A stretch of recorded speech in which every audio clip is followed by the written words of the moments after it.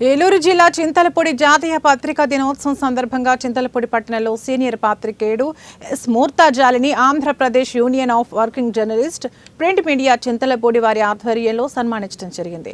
ఈ సందర్భంగా Chintalapudi print media అధ్యక్షుడు ఆజాద్ మాట్లాడుతూ నేటి సమాజంలో పత్రికా విలువలు జర్నలిజంను కాపాడే బాధ్యత జర్నలిస్టులందరిపై ఉంది అని, ప్రభుత్వం జర్నలిస్టులకు సంక్షేమ ఫలాలు అందించాలని కోరారు. ఉండే పత్రికలు చేసే బాధ్యత కానివ్వండి, పత్రికలకు విలువలకు తెలియజేసే దినోత్సవం ఈరోజు 1956 నవంబర్ 16వ తేదీన Indian press council of India ఈ యొక్క జాతీయ పత్రికా దినోత్సవాన్ని ఏర్పాటు చేయడం జరిగింది.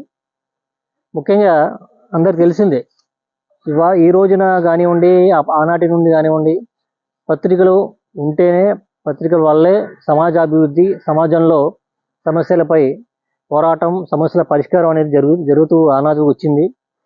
ఆ యొక్క ఆనవాయితీ కొనసాగింపు అనేది నేటికి వరకు కూడాను ఈ యొక్క జాతీయ పత్రికా దినోత్సవం రోజు మరొకసారి మనందరం కూడా జ్ఞాపకం చేసిన